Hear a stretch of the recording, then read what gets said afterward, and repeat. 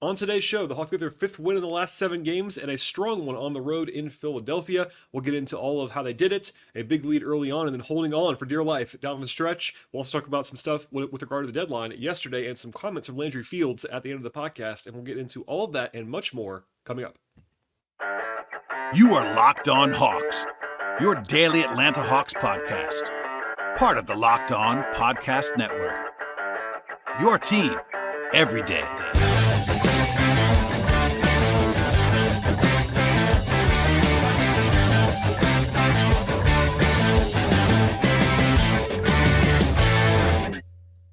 Hello, friends. Welcome to episode 1650 of the Locked On Hawks podcast. I am your host, Brad Rowland, coming to you on a Friday evening here in mid-February, and I want to encourage you, as I always do, at the top of the podcast, to make us your first listen each and every day here at Locked On Hawks. Check us out and subscribe to the podcast anywhere you find your podcasts, places like Apple Podcasts and Spotify and Overcast on the audio-only side, as well as YouTube if you want to watch us on a video platform. And today's show will focus on what became a very solid win for the Hawks on the road, 127-121 in Philadelphia. Their fifth win in the last 7 games, their first game post-deadline. I did a deadline breakdown show yesterday, so if you missed anything from that, I talked about what didn't transpire for the most part on Thursday evening, so that is still fresh in your feeds. I also posted a ton of bonus audio and video from Landry Fields on Friday morning as he spoke to the media via Zoom on Friday, and that is still available for you as well. We'll have more on that later on in the show. I want to at least leave with that as a sort of the topic du jour of the last few days in Hawksland. But as I said before, 5 wins in the last 7 games for the Hawks, and the only 2 losses were against arguably the 2 best teams in the league right now, in Boston and in the Clippers. And in this game, it was not smooth sailing. They did lead literally the entire way. They never trailed against the Sixers in this game, although down the stretch, it got a little bit nicer than you would have hoped. They were up by as many as 22 points, and it was not that comfortable, but they didn't play well later on in the game, and they kind of had to hold on, but they certainly were able to do that and escape with a pretty solid road win. Now, I have to say, not to pour cold water on this stuff, because I think if you watch the game, you will certainly agree with me on this. This was not the Philly team from earlier this season that the Hawks were playing against in this game. With this loss, Philly's now lost 8 of the last 9 games. So this is not the same team. Also, a pretty challenging roster spot on both sides in this game, although it was worse for Philadelphia. Joel Embiid, who was the MVP frontrunner when he got hurt, is of course out right now for the Sixers. Tyrese Maxey was under the weather in this game. He's obviously an all-star level player, so the 2 best players by far on Philly's roster were not playing in this game. And then they also didn't have Anthony Milton, who's a starter for them. Nick Batum, quality role player. Robert Covington also out in this game. Philly only had 9 guys active for this one, and 2 of them, Buddy Hield and Cam Payne, just got there literally today after the deadline. So they were very, very shorthanded in this game. And the Hawks were favored, actually, according to our friends at FanDuel, by about 3.5, 4 points at tip-off. And if you told me that a couple weeks ago, that the Hawks are going to be favored on the road in Philadelphia, by the way, without DeJounte Murray and Clint Capella, I would have laughed at you. But when you throw in all the injuries, and especially Embiid and Maxey not being there, that is why. As I just mentioned, Murray missed this game with back tightness. TBD on that. No real information on how serious that might be. Of course, he missed the last game on Wednesday as well. This is 2 in a row for DeJounte. We'll see if he returns to action on Saturday when the Hawks come back home. Capella is still out, of course. Patty Mills and Wes Matthews were also out with illness. So 3 guys, 1 for the Sixers and 2 for the Hawks, out with illness in this game. And then a lot of guys still in College Park. Kobe Lufkin just missed a back-to-back, actually, with injury, an ankle injury of some kind with College Park. And then Seth Lundy was still there as well. So only 10 guys available for the Hawks in this game. So pretty short-handed benches on both sides. But anyway, all that context out of the way, it's still a good road win. Anytime you go on the road in the NBA and win, it's a pretty good win. And it wasn't like they were playing the Pistons in this game. The Sixers, yes, in their current form, not very good. I have to be honest about that. But it's still a road win, and with the Hawks not 100% either, still very solid. So we'll start with the offense first. That was the better side of the floor for the Hawks in this game. They had about a 128 offensive rating or so. It was well over 130 until the fourth quarter, and they shot the ball very, very well. The biggest single swing on the stat sheet in this game was the shooting. The Hawks shot 31% from the field in this one and 44% from 3. That included 5 of 16 from the field and 0 of 5 from 3 in the fourth quarter. So they had a pretty rough fourth quarter offensively and shooting-wise, and they still shot the heck out of the ball on the whole in this game. They were 27-33 at the free throw line. That was inflated, at least in the attempts-wise, by the fourth quarter, but that's also just fine. 31 assists, And 13 turnovers is very, very solid as well. They had one rash of bad ball security, but the rest of the game, they were pretty solid there. And I sort of talked about it a second ago with regard to how the shooting was the big pivot point in this game because the Hawks actually got smoked in the possession battle. Often on this podcast this season, I've talked to you about how the Hawks were outshot, but they were able to stay in the game because they kind of went on the margins. Tonight, they lost the margins, and they shot the ball well in this one.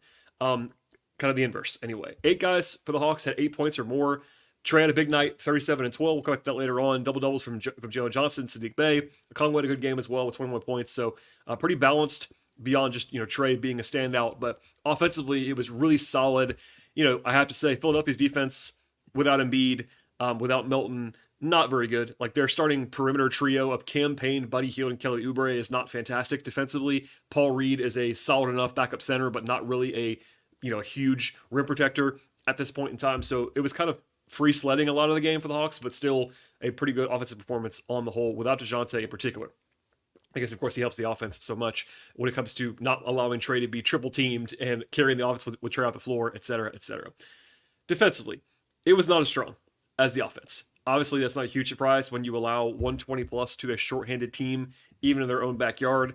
A 123 defensive rating or so in this game, and the biggest problem was the possession battle on the whole, but especially the defensive glass. So I always encourage people not to look at just the raw rebounding totals because that's kind of misleading sometimes, particularly on the team side, but even individually. The starting front court for the Hawks was pretty good in this game. They had 30 combined rebounds out of the 3 of them, Johnson, Bey, and Okongwu. That's also just fine. But Philly got about 40% of their own missed shots on the glass. And if you're wondering how good that is, it's absolutely elite. Philadelphia had a whopping 31 second chance points in this game. And it wasn't like Philly was going big. Paul Reed is about the size of Okongwu, who isn't obviously a big center. And Tobias Harris is a power forward in today's game, but not like a dominant player. The Hawks did not rebound the ball well in this game. It wasn't just the big guys. It wasn't just the perimeter guys. It was kind of all of it in the mix. Obviously, Capella helps with the rebounding. He's very good at that. But it wasn't just that either. Like the Hawks just didn't do a very good job on the glass in this game, and they avoided damage elsewhere, which certainly helped. But that was a problem area. If there was one single problem area in this game, that was probably it. In addition to the fourth quarter offense, but Philadelphia did not shoot the ball well in this game, which with a hat tip to the Hawks for defending at a high level. Philly was only 23 of 44 in the paint. That's actually very good, despite being above 50% in the paint. So it wasn't great, but it was enough. I thought the Hawks should have won this game by more. They were in control of it for the most part. They had some self-described issues, some self-inflicted wounds, I would say, in the fourth quarter. Turnovers, Trae had too many of them in this game for sure. Hit and miss. Obviously, there's still a player short with Hunter being limited by his minutes restriction, DeJounte out, Capella out, so you're having to play Garrison Matthews, you're having to play Trent Forest some in this game. But, anyway, I won't ramble anymore, but certainly a solid performance. Like I saw some people talking about how the Hawks should have won this game by 30. Look how bad the Sixers are. And yeah, had the Hawks lost this game, having led by 22 points, it would have been a bad loss because they were in control of the game. But they were favored by 3.5 points or 4. And that certainly, the Hawks were, in my mind, the better team. They were the better roster available in this spot for sure. But nothing is assured in the NBA when you're a 3.5 point favorite on the road. And they went out and won the game and even covered. The Hawks don't really do that very much these days, and they did in this game. So we'll leave it there for now. We'll talk about more of how the game unfolded in a second. But first, a word from our sponsors on the podcast today. Today's show is sponsored by eBay Motors, and our partners eBay Motors have teamed up with Locked On Fantasy Basketball host Josh Lloyd to bring you some of the best fantasy basketball picks each week, all season long. Whether you're preparing for daily drafts or scouting the waiver wire, every week we'll have some players for you, and Josh will be providing them that are guaranteed to fit on your fantasy basketball roster. So let's see now who Josh has picked out for us in this week's edition of eBay's Guaranteed Fit Fantasy Basketball Picks of the Week. And as always, there's a full list of guys that Josh wants to highlight, but this time we're going to focus on Jazz forward Taylor Hendricks. Josh lays out that the biggest thing is that Hendricks is going to be in line for a much, much larger role with Utah after the Jazz traded guys like Simone Fontecchio and Kelly Olynyk away at the deadline. Plus, of course, Hendricks is a top 10 pick from this last year. Covered him a lot on the pre-draft podcast over the summer. He has clear upside from a skill position standpoint, and he is not going to change your life in a shallow fantasy league right now, but he does have the pedigree and the talent and also the opportunity they're always looking for in the waiver wire in February, especially in a deeper fantasy league.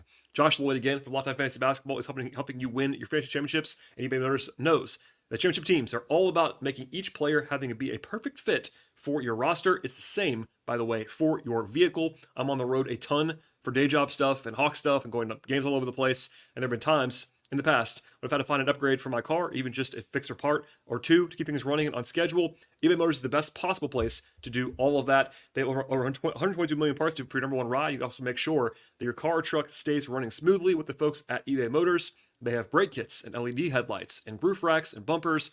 Whatever your vehicle happens to need, eBay Motors will have it for you. And with eBay Guaranteed Fit, it's guaranteed to fit your ride the first time, every time, or your money back. Plus, at these prices, you are burning rubber, and of course, you are not burning cash. Keep your ride or die alive right now at ebaymotors.com. That is ebaymotors.com. eBay Guaranteed Fit is only available to U.S. customers. Eligible items only. Exclusions apply. All right, to the game flow in this one, and it was back and forth early on. It was pretty close. Some nice flashes from the Hawks in the early minutes, but it was kind of back and forth for a while. And then I'll get to this now. Rotationally, it was Bogey in place of Murray. Bogey seems to be what they do whenever Trae or Dejounte are out. That obviously makes sense. Bogey's one of the best reserves in the entire league. Hunter was the only bench guy to play more than 8 minutes in the first half. I thought Bruno was solid before halftime. Garrison Matthews played. And, of course, AJ Griffin did not. We'll come back to him later on, but he was the only guy who was active that did not play in this game. Not a huge surprise, but noteworthy anyway. While we're here, though, Trent Forest was active tonight in his 50th game of the season. I did this in a longer form yesterday on the show, and I would encourage you to listen to that. But in short, this is the final time that Trent Forest can appear for the Hawks in the big leagues in the NBA, unless something changed with his contract. So two-way players are capped at 50 games, being active all year. He's already at that number right now. So he had to be converted to a full deal for him to play again for the Hawks. And the Hawks currently do not have a roster spot available. So they could waive somebody if they wanted to. They might just kind of cycle that out. We'll see. That's a decision they have to make pretty soon. Landry Fields was asked about that today. He acknowledged that. And we'll see what they end up doing on Trent. I like Trent a lot. It wouldn't shock me if they waived him. It also wouldn't shock me if they waived somebody else and converted him. So we'll see what happens in the next couple of days. But I'll just say this, there isn't a whole lot of utility to having anyone, it's not about Trent, just having a two-way player that can't be used in the NBA doesn't make a lot of sense, and that's where the Hawks now are with Trent as of literally today. So keep an eye on that in the next couple of hours and days.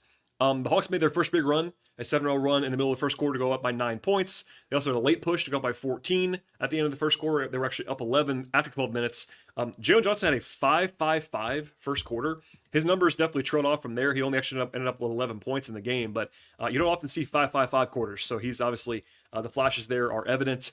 They had 11 assists in the first quarter, 9 of them from Jalen and Trae, and only 1 turnover in that period.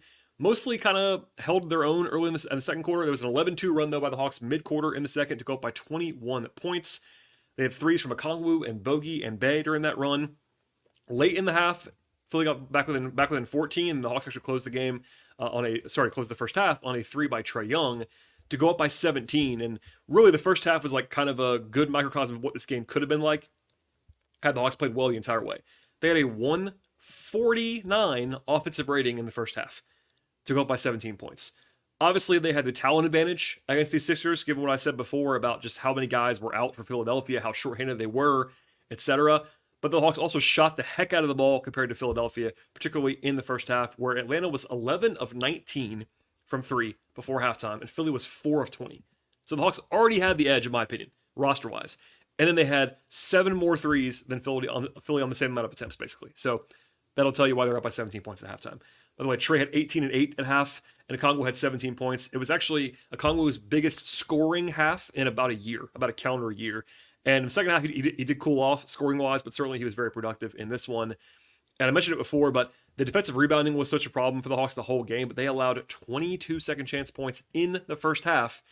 And as a point of reference, the team leading the entire NBA right now in second chance points per game is about 17 per game. And Philly had 22 points in that form in the first half. So that was a problem. There was a stretch in their third quarter where Bogey was actually kind of hilariously in the mix. Number one, he got hit in the face by Kelly Oubre on a headbutt of sorts. Then he blocked a shot and made a 3. Not Bogey's best game, I will say, but certainly he was active in that stretch. They were up by 20 at one point in the middle of the quarter, were the Hawks. But they did have some ball security issues. They had a bunch of turnovers in the middle of the quarter to kind of keep Philly in the game. I thought Sadiq Bey, we'll come back to him later on as well, made a bunch of effort plays in the second half that were notable and positive. He's been doing that a lot this season, and that's certainly something that's that you can kind of hang your hat on with Sadiq. He has flaws, but he will always give you physicality and he will play hard. That definitely was on full display in this one. There was a nice dunk by Jalen Johnson on a straight line dunk around Mobamba on a drive. They were not dominant though in that quarter. Actually tied it overall, but they got them to the fourth up by 17 points, and then the fourth quarter was the challenge quarter for the Hawks, as referenced before. There was actually one awesome play where Hunter actually drove baseline and passed to Bruno Fernando in a way that he does not usually do. It was actually a great pass by DeAndre, a small thing. He wasn't like great in this game, but certainly a good flash play from him off the bench. But the Hawks kind of just could not pull away in this spot. And then eventually Philly had their big run, a 16-6 run by the Sixers to get the lead down to 7. The Hawks only scored 6 points in about 5.5 minutes of game time. Trae did get it going after that, had 3 buckets in a row to kind of stabilize things, but it was not comfortable at all. Philly scored 5 points in a row, and at that point, the Hawks were 4-13 from the floor and 0 of 5 from 3 in the fourth quarter, and they were suddenly up by 6 with 4 minutes to go. It was kind of in that same 6-ish range. A good drive by Jalen, allowed a bucket by Buddy Hield, and then Trae got to the line, made both to go up by 8 points with 109 to go. And at that point, you should be in control of things, I will say. And then Quinn challenged a call, all that stuff. Challenged a foul call on a Kongwu. They actually won it. They didn't lose ball. They didn't lose. They actually took the free throws off the board. They didn't get the possession back, but still a good challenge by Quinn. And then Jalen Johnson, I have to say, had an awesome defensive possession. Not on his own, but certainly a lot of it was on his own. He swarmed Buddy Hield the whole possession, moving his feet really well on the perimeter, and then also closed it with a rebound in a way that only he can. And that should have ended the game, honestly. The Hawks had the ball, up 8 after that stop, but the Hawks then missed 3 free throws on the next 2 possessions. And then Kelly Oubre hit a 3 to get Philly within 4 with 20 seconds to go. Now, the Hawks were never like 1 play away, but they were 2 plays away, basically, from blowing this game. Fortunately, Trae made free throws after that, and they were able to kind of seal the victory and win by 6 points. But it was never a situation where they were like totally on the edge or on the brink of losing. But when you're up by 22 against a pretty bad roster team, and it goes down to 6 in the fourth quarter with enough time to be worried, that's not ideal, but they managed to end it. Free throw line was not kind to them, but Trae made the biggest one at the very, very end of the game, and they stopped turning the ball over, curiously, at that point, finally, did the Hawks, and they executed pretty well. At times this year, the Hawks have had some really bad flubs in big moments, and today, they missed free throws, but they weren't, like, kicking the ball around. There have been times when they turned the ball over at bad times, etc. Didn't really happen down the stretch of this game, and they were able to get out of there with a win. So, nothing special, necessarily, across the board. We'll talk about the individual player stuff in a second, but certainly they held on, and that was the name of the game in this one after they took the big lead, and they were able to kind of milk that all the way to the finish. All right, we'll have one more break now, hear from our sponsors, and we'll have more coming up on the player stuff as well as Landry Fields' comments from this morning. We'll get into all of that and more in 1 moment. Today's show is brought to you by Nissan. Are you the kind of driver that likes to push things a little bit further? Do you ever wonder what adventure could be around the next corner when you're driving? Our friends at Nissan have a lineup of SUVs and the capabilities to take your adventure to the next level. And the 2024 Nissan Rogue is perfect for city drives and for great escapes. It also has class-exclusive Google built-in that is your always updating assistant to call on for almost anything. Gone are the days of connecting your phone because Google Assistant, Google Maps, and Google Play Store are also built right into the 12.3-inch HD touchscreen infotainment system with the Nissan Rogue. And the 2024 Rogue is a perfect midsize crossover for your next adventure. And at Nissan, they also have an incredible lineup that includes the 2024 Nissan Pathfinder. And the Pathfinder has room up to 8, an expansive cargo capacity, and advanced available 4x4 capability. They have 284 horsepower, up 6,000 pounds of towing. And when adventure calls, the Pathfinder is there to answer that call. Take the Nissan Rogue, Nissan Pathfinder, or Nissan Armada, and go find your next big adventure with Nissan. Shop nissanusa.com. All right, to the player stuff now at the end of the podcast, and a lot to get to here. So Trent Forest, I mentioned before about how he's limited in terms of how much more he can play. I thought he was giving them pretty good minutes in this game. He played good defense, didn't take a shot, but had 4 assists in 8 minutes. +1, solid defense. Like I thought Trent did his job. Obviously, without Patty Mills, with Bufkin being hurt, and also with College Park, they were, and of course Murray being out, they were short on options, and they kind of had to, in my mind, play Trent Forest because he was available on the roster. The alternative would have been like Bogey at backup point guard. So like I get why they played Trent. He only played when Trae sat. That made sense to me. and I thought he did his job. And we'll see what the next step is for Trent. Garrison Matthews, 8 points in 14 minutes. He was 2 of 3 from the floor, hit a 3, drew a charge, had an assist, had a rebound, did his job. Garrison's a pretty prototypical like fifth wing player and on a pretty good team. That's where he's been on this Hawks team. Makes a lot of sense to me. DeAndre Hunter, 11 points, 2 rebounds, an assist, a steal. I highlighted the one pass that sort of turned heads in the fourth quarter. He made 3 threes in this game. TBD on whether he'll be able to ramp up as far as minutes are concerned. He played 23-24 again in this game. It's kind of where he was again on Wednesday. It'll be an interesting test to see if he plays on Saturday. I have not seen anything yet about that. They don't have to post an injury report until Saturday afternoon, but back-to-backs, they've been a little bit cautious. He sat the last one, so we'll see if he's able to play or the Hawks clear him to play back-to-backs on Saturday, so that's something to circle, but I thought he looked just fine in this game. Bruno Fernando, better in the first half than the second half, but certainly did his job. 6 points, 3 rebounds, had 2 steals, 14 minutes. Nothing flashy at all from Bruno, but certainly was just fine off the bench in this one. Bogey struggled a little bit. 13 points on 12 shots is not awful, but certainly defensively he was all over the place. Did have 3 blocks kind of oddly in this one, but the other stuff was not great from Bogey. Defensively, had 3 assists, moved the ball, always a threat to shoot the ball. He actually was 3 of 7 on threes in this game, only 2 of 5 on twos. But I thought he was okay. He wasn't particularly good, but that's all right. Jalen Johnson, big first quarter, 5-5-5. They ended up with 11 points, 11 rebounds, 6 assists, and 2 blocks. He was 4 of 8 on twos, 1 of 4 on threes. Not his best game, but he was fine. Made a lot of really good passes early on in this one. Rebounding wise, he's really, really good. With Capella out, he is very clearly their best rebounder. Like, not even close. I mean, especially positionally, like Jalen's an awesome rebounder. He high points the ball. That's a huge aspect of him and Okongwu working together long term, is that Okongwu is not going to be ever a great rebounder at center, but Jalen is a great rebounder with great size at the 4 spot. That showed in this game. I thought Bay was really good. 18 points, 11 rebounds. Only 2 of 6 on twos, but 2 of 5 from 3 is just fine. 8 of 8 from the free throw line is very important. 11 rebounds. Really physical, tough, gritty performance from Sadiq. Obviously, the shooting is going to, at least it has waxed and waned, but he gives them a lot, and it's very, very useful. Okongwu was huge in the first half. Not as much scoring productivity after halftime, but certainly played well. 21 points, 8 rebounds, 2 blocks, and a steal for Okongwu. Hit 1 3 in this game. He was actually 8 of 10 on twos and played very well. I thought it was pretty evident. I'm not sure if I said this earlier or not, so I'm going to say it now. Without DeJounte available, it was kind of a throwback to the old days where, even with DeJounte, teams will sometimes decide that they're not going to let Trae beat them in the second half of games. If Trae's got it going, they will throw doubles at him or whatever. This was kind of like the throwback to 2 years ago, where like they were not respecting anybody in the second half of this game other than Trae. And that makes sense. Like, Bogey could kind of beat them in some ways, but without DeJounte to kind of have put rim pressure on, there wasn't anybody but Trae to do that. Jalen did it a few times, but anyway, that was notable to me.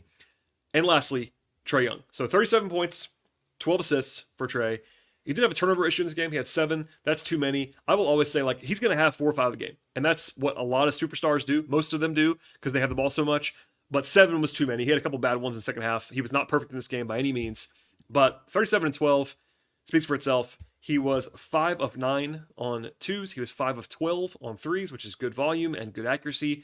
Didn't shoot as well as usual from the free throw line. Missed 4 of them on 16 attempts, but that's not even bad in itself. But some numbers for you. And this is actually just a pretty crazy thing. Like, I'm not trying to pump it up too much, but to have this stuff happen in one game is kind of crazy. So tonight, Trae passed Tiny Archibald, a Hall of Famer, for number 5 all time in career games with 30 points and 10 assists. He's 5th all the time. That's a crazy number. I mean, it is what it is. He's 25 years old. To be top 5 on any career accumulation list at 25 years old in the history of the NBA is wild. And it's a pretty impressive one to have 30 and 10 that many times. He also tied Magic Johnson, Hall of Famer, of course, for 3rd all time in the longest streaks of at least 5 assists in every game. He has now had 5 assists or more in 154 straight games. And that list is entirely Hall of Famers too. So that happened in one game. If you think about that, it's kind of insane how young he is. He's very good. 37 and 12 speaks for itself. Defensively, people that cover the Sixers who are not affiliated with the Hawks were kind of noting that, like, hey, Trae competes defensively. It's like, yeah, he does. It hasn't made the rounds yet nationally just yet about Trae's defense being better than it's ever been, but it's true. And he was big in this game. The scoring, the passing, he had a couple of just his typical wow passes, and we'll leave it there for now. But yeah, a solid win for the Hawks across the board. Last thing before we get out of here on a Friday, because the Hawks do play again tomorrow, is that I did share the full half hour plus of audio on Landry Fields' press conference on the audio feeds of this podcast. Also shared some video clips in shorter form on the YouTube feed. I would encourage you to listen to that and watch that. A lot of it was kind of what you expect from a GM who didn't make any trades. Landry was, a lot of it was like GM speak, internal development, and considering all the angles. And one of the favorite things that Landry references is Hawks DNA and long-term results over short-term results. Like all that stuff is kind of what you expect. It's not a bad thing. It's just kind of what it is. He talks about talks being out there and not getting quite where they wanted to make a move. Makes sense. As I sort of alluded to earlier, he noted that AJ Griffin could play in College Park pretty soon. Obviously, and he sort of acknowledged this, the personal absence and whatever was happening off the court for AJ has been contributing to him not playing this year. I've said that, but to have him say that kind of plainly was pretty obvious, but also they said it out loud. But he did kind of refer to College Park. I said last night on the show that like if they were trying to have him get through the deadline, that's now passed. He's got to play basketball, and I think it's time to have AJ playing in College Park pretty soon. Notably, he didn't say it was the reason. I want to be very, very clear about that. He said it was not just the only reason, anything like that, but he did kind of nod to recent performances of guys like Jalen and Bay and Okongwu as one of the reasons why the Hawks stood pat. Their recent play on the whole, in addition to those guys. And, I tease that. I kind of make fun of it a little bit, but the Hawks playing better pre-deadline certainly did not take away from them standing pat. So that's part of the calculus here. I don't love that, but there you go. I won't play it all for you, obviously, here because it's 30 minutes long, but I have shared a lot of it. But I did want to play about a 3-minute conversation and video or audio clip on Landry talking back and forth with Ken Segura of the AJC on the Dejounte Murray and Trae Young pairing. Obviously, Dejounte not being traded was the number one headline for the Hawks coming out of yesterday, at least nationally, and basically because it was so out there that the Hawks essentially don't envision those guys as being their long-term backcourt, and they've obviously chosen to put Dejounte out there rather than Trae because Trae's the better player. But anyway, that's the backdrop of this. Obviously, you'll kind of hear what the back and forth looks like, but it is raw. I didn't edit it at all, so you'll hear all of it. Later didn't exactly have the most ringing endorsement, I would say, of the pairing of Trae and Dejounte in the future. And maybe that I would have probably expected him to be a little bit more clearly positive, but he wasn't. And I guess you could sort of admire the candor that he gave on this interview. So when it's over, and again, 3+ minutes, so hang tight. I'll come back and wrap up the show. But here is Trae answering some questions in back and forth fashion from Ken Segura of the AJC this morning on Friday about Dejounte and Trae. Right, Landry, thanks for your time. Sample size brings us a good question here. I think there's been a lot of talk and thought about our Trae and Dejounte working well together. The numbers would suggest that when they're on the floor together, you're not as good a team. On a scale of 1 to 10, how confident are you that this pairing is going to work and lead to where do you guys want to go as a franchise? It's a really good question. And I love how you framed it. Like sample size is getting larger and larger and larger. And assuming you're looking at specific lineups and defensive and offensive ratings, which can always be debated as well. You're starting to see that more and more. And I can't lie to you. The numbers speak for themselves on that. But we're also interested in, well, let's say they're on the court together and it's based off of the numbers, it's not working out. Well, why is that? Like, what are things that we can do for them in a development aspect to make it look more like the on-off lineups that I'm assuming that you're looking at? And ultimately, like that, then that lays something that is measurable. Those are things now from a development standpoint that you can look at and say, okay, can you progress in these areas? If you can't, then yeah, like those are times like that. I'm not saying that's exactly how it's going to happen with any player where you'd have to consider the changes that, everyone would then be kind of asking and looking for at the end of the day. To follow up on that, are you saying, like, is there something that you see or know, like, if we get this kind of piece, then this will work better? Or, I mean, kind of what is your thinking at this point about what's going to make this work? Piece in terms of what? Like, is there another player that like a type of player on the floor that would make that combination work better for us. So having Trae and Dejounte on the floor together, is that going to help us be a better team? Is there one more piece, or do we need to play a different style? Is there something that you see now that's going to make you the kind of team that you want to be? Well, as far as another player, I mean, that's always hard to say. Um, for those guys or in any particular instance, yeah, it's looking at, okay, why, when it is working on the court, like, why is that successful? Why are we seeing positive results of that? What is it that you're doing? Those would be the things that for us, I think, tie back into a lot of our pillars. Like, one, what's the competitive spirit in that particular moment? Are we being unselfish? Are we moving the ball? Those things which, you know, from a pass standpoint, you can measure. Like, if things get sticky there, then yeah, that's tough. Now the development, to make it simple, is like, hey, you gotta continuously move the ball and keep the advantage for the group. And are you willing to do that? Are you not willing to do that? If you are, great, then we're going to be better. If you're not, then okay, then we've reached a point, or we've reached a ceiling here. Okay. Well, think about my last question. Like, how confident do you feel in that, and the two of them working together? Sorry, what was, I'm sorry. How confident do you feel that this is going to work out ultimately in the way that you envision? I think that those guys are competitors. I think that at the end of the day, they want to do what they need to do to win. And I would bank on that. I'm very confident in that. If that changes, then you'll see changes.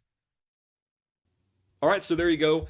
Like I said, not a ringing endorsement, but also we'll see how they do. And I talked about it a lot last night. I encourage you to listen to that podcast. I think Dejounte will be available, I would imagine, again in trades this summer. We'll see if that affects anything. Obviously, they could play better at the end of the season, as Landry kind of alludes to there. Like, the sample will only get bigger, and maybe they'll play better. Maybe they'll be able to fix it internally. He didn't slam any doors on that answer either, but we'll see how they handle it. Of course, Dejounte didn't play tonight. We'll see if he plays on Saturday, and hang tight. But if you, I would just say this, as I said last night, people around the league are basically already circling Dejounte as a trade target for the summer, and we'll see if that actually happens. And by the way, I will answer the rumblings about, I shouldn't even say rumblings, some of the reporting about rival executives floating that Trae Young could be available this summer. I'll hold that for later on, but certainly I wouldn't be too worried about that unless he asks for a trade. That's obviously the X factor, but on the Hawks side, I'm not hearing anything like that at this point in time. All right, we'll get out of here now. The Hawks do play again on Saturday against Houston back at home. Tough spot with travel, but the Rockets also played tonight, and they actually had to play in Toronto, which includes customs and all of that. So arguably, it might even be a slight advantage for the Hawks, but certainly not a disadvantage. The Rockets also lost to the Raptors tonight, so keep that in mind. Houston is a team that is trying, and they are decent, but they're really bad on the road. They're 5-19 on the road this season, so we'll see what they look like. We'll see who plays for the Hawks. We'll see who plays for the Rockets. Dejounte is a question mark. Hunter's a question mark on the back-to-back for sure. Obviously, Capella is out, so we'll see who shows up and who's available, and we'll see. In fact, I'm looking right now one more time to make sure I have not missed the betting line for tomorrow. In fact, it has come out. This is pre-injury report. Our friends at FanDuel make the Hawks a 4.5-point home favorite. So TBD on that. I'll have a podcast after the game on Saturday. Please subscribe to the show anywhere you get your podcasts: Spotify, Apple, Overcast, YouTube. Ratings, reviews, likes, follows, subscriptions, all of that stuff. Please go ahead and support the podcast anywhere that you possibly can. Follow the show on Twitter/X at Locked On Hawks. Follow me there as well at BT Rowland. I also write about the Hawks and share some extra audio clips at patreon.com/BT Rowland as well. Thank you very much for listening. Enjoy the rest of your Friday into Saturday. I'll be back in about 24 hours. We'll see you next time.